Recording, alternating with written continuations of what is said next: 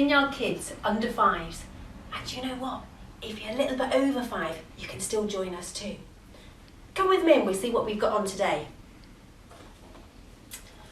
Now, I like going for picnics. Do you like going for a picnic? And today I've got my picnic basket here and we have got an amazing picnic to eat. I especially like taking picnics when I've been for a long walk in the forest, or maybe even going to the beach, although you do get sand in your sandwiches. So, we're going to talk a little bit about picnics today. And first of all, look at everything we've got in my picnic.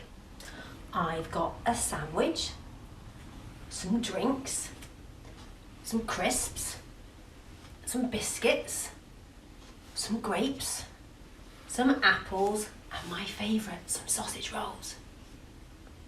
So we're going to start by playing a game together, and we're going to try and remember what is in my picnic, and then one item's going to go missing, and you've got to see if you can think which one has disappeared, okay?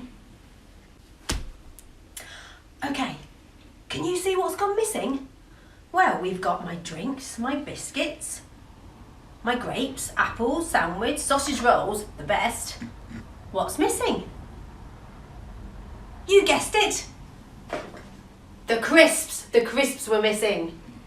Okay, one more go. We're going to see what's missing this time. Can you remember? Okay, now which item do you think has been taken away? Can you spot it? There's one thing missing. Yes, that's right.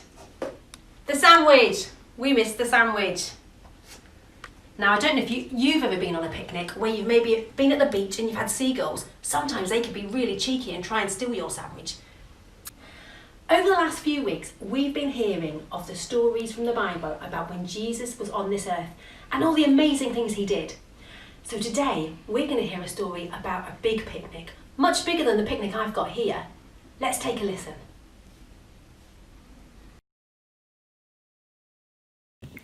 Jesus loved to teach God's message and people loved to listen to him. They followed him everywhere. But one day, Jesus was sad because his cousin John had died. Jesus got on a boat to rest and pray. When he came back to shore, the people were still waiting for him. Jesus welcomed them. He started to teach and heal the sick people. All day, Jesus spoke to the crowd. When evening came, the disciples said to Jesus, "It's late, and these people are far from home. Send them away to buy some food." "You can give them some food," replied Jesus. "That would cost too much," the disciples grumbled. "Go and find out how much food we have," Jesus told his disciples. The disciples went off among the crowd. They came back with a boy who had 5 loaves and 2 fish. 5 loaves and 2 fish? That's only enough to fill 1 dish. "This won't be enough to feed the crowd," they said. "There must be 5,000 people." Jesus told his disciples to sit everyone down into groups. Jesus took the 5 loaves and the 2 fish and thanked God for the food. Then he divided the food into baskets for each of the disciples. The disciples shared the food among the people. Everyone ate as much as they wanted. Crunch, munch, yum.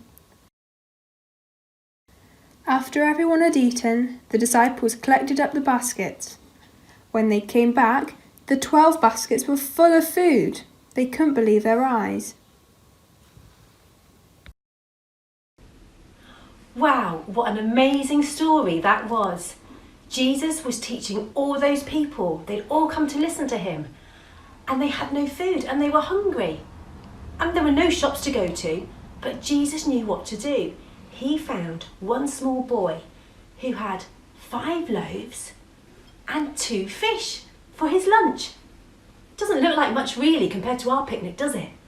But Jesus managed to make this enough to feed over 5,000 people. How amazing is that? And do you know what? God can do those sort of things still today. Let's pray and ask him to help us. Dear God, we thank you that you can do such amazing things. And we thank you that you can give us everything we need. And although we might think that sometimes we're just too small to be of any good, God, you can use each one of us in your big plan, like you used that little boy and his picnic that day. Amen. So, maybe today you want to go and have a picnic. Maybe if your grown-up lets you, you can put on your scarf and your coat, wrap up warm and go outside in the garden. Or maybe, if it's raining, have a picnic on your lounge floor. But another thing you could do instead is maybe have a picnic out of Play-Doh. Maybe you could make all the different foods that we had in our picnic earlier and pretend. If you haven't got any Play-Doh at home, there's a recipe on the comments below and you can make some at home. Something fun to do for the afternoon. Well, next week, we might hear some more stories about what Jesus did when he was here with us. But that's all we've got time for today, so bye for now.